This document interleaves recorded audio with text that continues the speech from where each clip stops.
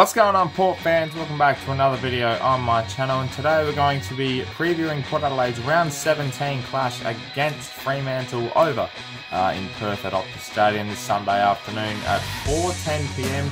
Another game, another opportunity for Port to get another win on the board. So let's dissect this game and have a look and see what exactly it will bring this weekend.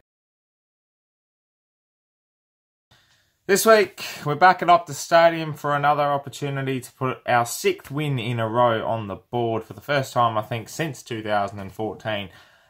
We haven't been able to continue on a stellar patch of wins like this for a long time. So, another opportunity against the Dockers, who were very poor last week against the Demons. But it is at Optus Stadium, so it does bring that threat of a big danger game for Port Adelaide, especially over there since Fremantle plays so well. Even though they, aren't the best side this year, that's been a given. But the main thing I think for us this week is the fact that if we continue on the way we're going, we get the job done every week for the last 5 weeks, then this should be another victory to put on the board. But I have the feeling that this game is a bit more crucial than we think. I think because it's over in Perth at Optus Stadium, our first game there was absolutely shocking against the Eagles. So I don't know whether or not that was just not used to the surroundings, the new ground and all that. But I think this week the Dockers will be wanting to prove a point. They are missing Sandilands and Fife, so that's going to be a big out for them. But I think this game would be closer than people think, although it is an opportunity for Port Adelaide to really put the pedal to the metal and get some percentage on the board if they choose to. We just got to focus on a couple things this week, and that is efficiency going forward and cleaning up our skill work around the grounds. I think those two things just need to be touched up a bit more. We all saw last week that it was just one of the worst games of the year for us in terms of our skill level. We got the job done quite comfortably. We dominated the game with our pressure. But the thing was that going forward, we were too picky. We were too nervous. We weren't going direct. We weren't going efficient, and we weren't going hard at it and picking the first option. We all just stagnated and weren't really, we were undecisive. Didn't know what we were doing at stages, and then that topped off with our poor goal kicking in front of goal. And what worries me is the fact that we can't get 100 points on the board anymore. We did that week in, week out last week against the types of teams that we're playing at the moment. I think we've gone a bit more defensive with our pressure, which is top-notch. It's sensational, especially forward of the ball. But keeping the ball inside 50 and getting a score on the board are two different things. And yeah, sure, we might be playing territory, but whether we like it or not, eventually we've got to hit that scoreboard and put the pressure on the opposition and not keep them within a sniff. Because one day it will bite us in the arse, and I do not want that to happen, especially when it comes to finals, which is only 6 weeks away, which is insane. Freo aren't in great form. That's the one key thing here. They were dominated by Fremantle last week, 78-28 inside 50s. By Melbourne, they were dominated by. So if we can play that type of game and keep it forward of the ball and take our opportunities, this could be a massive victory. We need to turn it up this week, though. I feel like we're cruising a bit. I don't like that. Going at 60 or 70%. We're getting the job done. That's fine. A win's a win. But one day, we need to turn it up and really just show this competition. We can dismantle teams like Fremantle. We can tear them apart. We don't have to play just 1 quarter of footy. We can play 4 quarters.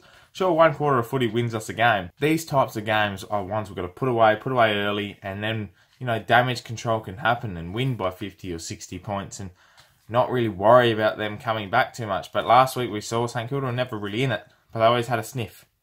So the same thing's got to happen with Port. We need to aim. I feel like this week we need to aim for 100 points.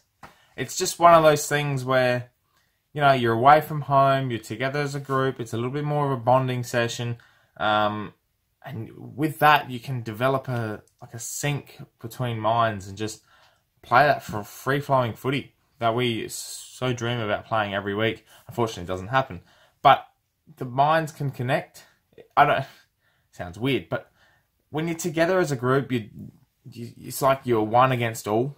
And when you play away from home, you can sort of develop this set mind. Everyone has the same mindset going into a game, and that can really unfold on the ground and really help us play a better brand of footy, which we've done on a few occasions this year. North Melbourne was one. Sydney was another example. We did really well against them. So 2 games where we've gone over interstate and just played Port Adelaide football, and it worked an absolute treat. So the same thing's got to happen this week, and I don't want another episode of last time we played against the Eagles at Optus Stadium, where we absolutely got thumped. There was only one quarter of footy we played. So the thing that we've got to worry about the Dockers is the fact that they have, when they go home, when they play at home, they play really well. They average 84 points a game at Optus Stadium. They won 5 out of 8 games. It's a game that they'll set their sights on and say, look, let's take a scalp. Big opportunity for us to get some confidence going into the back end of the year, and they can shape the 8. It doesn't look like it from their current form, but nonetheless, this is a big opportunity for them, and we have to be wary of that. Some key stats I want to focus on for this week in particular, and it seems to be every week that these stats are brought up. Clearances. Port Adelaide are number 1 in the league for clearances. Fremantle are 14th. So when we get the ball forward, we can keep it in there. And it says so in the inside 50s. Port are 4th overall, and Fremantle are 16th. So you look at those numbers. The same thing happened last week. The numbers told a story. We went inside 50. We dominated the clearances.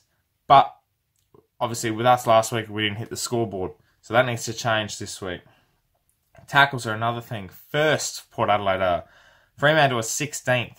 So there's a big separation stat-wise, and everything points towards a Port Adelaide victory here. But, as we've seen in the past, these types of games can be turned on their heads in a matter of minutes. So that's what we have to be wary of. All right, Port fans, let's have a look at the predictions this week. It's nothing really to build up for this game. It's just a simple go over there, get the job done, come back home with the 4 points, and continue on our victory streak with 5 wins at the moment. The predictions for this week, I'll start with the changes. I feel like with Tom Jonas out with that knee injury for 4 to 6 weeks now, which is unfortunate for him, I feel like Jack Holmes just has to come straight back into the side. I know he's been in and out, but it's a logical choice. I mean, Kenny could go down the old, we'll bring in the young gun in Jared Leanett, who's been really good in the SANFL, but I feel like, Holmes is a logical choice. He's got the runs on the board. Simple as that. Bring in some experience. Make sure the backline is settled, because they play quite well together, even with Homch and Jonas in or out of the side, either way. So, just a simple one change. Predictions for the game. Port will win. They should win, because it's one of those games where we should just get the job done. I think 41 points is a logical margin, because we're over there. It's a pretty good start, and I reckon we'll hit 100 points. Dixon will kick a bag of 6. That's my prediction for the week as well. So some people can take different interpretations of the game, and that's fine. I wouldn't be surprised. I would be surprised if we lose this week the way we've been going. But look, a loss has got to come sooner or later. Don't expect it this week, though. We should get the job done against the Fremantle Dockers. Thank you very much for tuning in this week, Port fans, on Spreaker as well. Everyone tuning in through Port Fan Radio, thank you very much for listening. And everyone on here on YouTube, if you're new to the channel, please subscribe for plenty more Port Adelaide content coming to you on a weekly basis. Porters Podcast, 8 PM every Wednesday nights. Make sure you tune into that as we preview and review all the games for the rest of the year and talk all things Port Adelaide footy. And if you're interested in an AFL podcast, I have me and a few of my friends from across every state are starting a new AFL footy podcast. So if you're interested, tune in. I'll post the link below when the first episode comes out. So make sure you're following that. And that's it, Port fans. I'm done for another week. Enjoy the game this week. Go the power. My name's Anthony, and as per usual,